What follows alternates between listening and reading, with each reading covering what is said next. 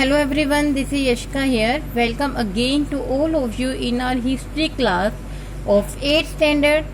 As you know, we are continuing our first chapter of history, how, when and where, and today we are going to discussing the NCERT exercise of this chapter. Let's start the topic. Firstly, we discuss the true or false.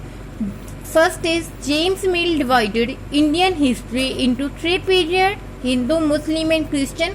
क्या James Mill ने हमारी Indian history को three parts में divide किया था जिसमें Hindu, Muslim and Christian आते थे? No, false, because Hindu, Muslim and British थे वहां पे. Second is official documents help us understand what the people of country think. तो इसमें उन्होंने पूछा है कि जो ऑफिशियल डॉक्यूमेंट थे क्या वो हमारी कंट्री की इंफॉर्मेशन लेने के लिए काफ़ी थे, हमें उसे ही पता चलता था कि what the people of country think, कि जो कंट्री के लोग हैं वो क्या सोच रहे हैं. It's wrong.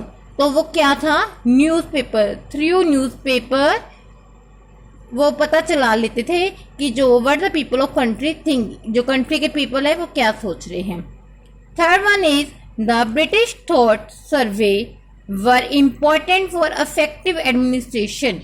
तो ऑफकोर्स ट्रू, क्योंकि जब ब्रिटिश को यही लगता था कि हाँ हम आएंगे इंडिया में तो वहाँ के लोगों का जो एडमिनिस्ट्रेशन है, वहाँ की कंट्री का एडमिनिस्ट्रेशन है, वो बेटर होगा.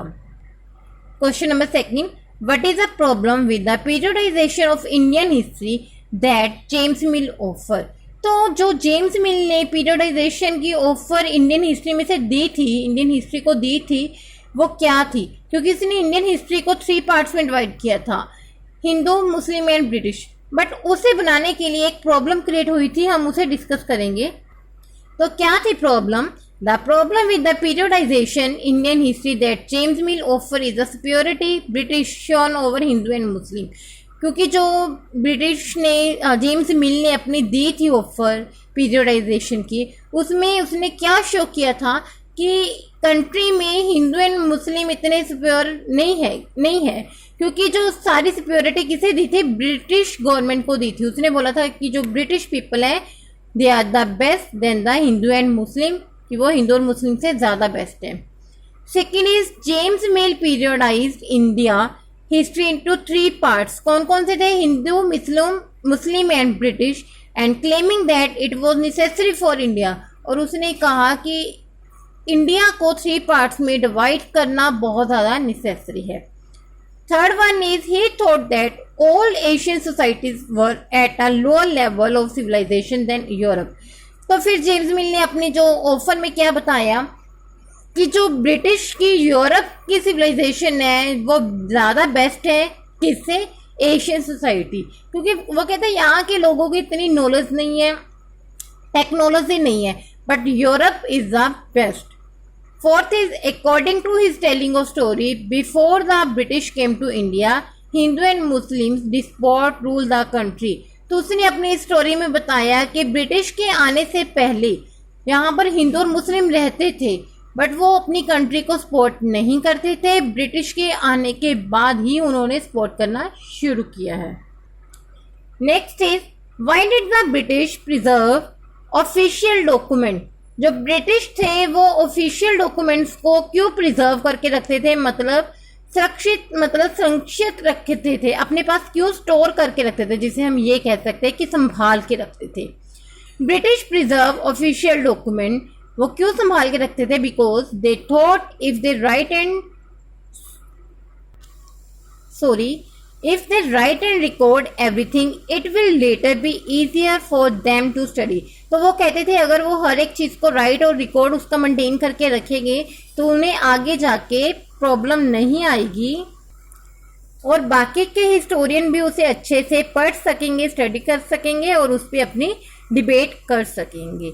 Second is according to British they needed official record to all what they thought was right to that in future. These can serve proofs. तो ब्रिटिश क्या सोचते थे उनके अकॉर्डिंग कि हर एक चीज का रिकॉर्ड होना चाहिए. Needed officially records of all what they thought was right to तो भी वो क्या सही सोच रहे हैं, हर एक चीज का रिकॉर्ड होना चाहिए ताकि फ्यूचर में ये उनके लिए एक प्रूफ का काम करे कि उन्होंने कंट्री के लिए क्या क्या किया है।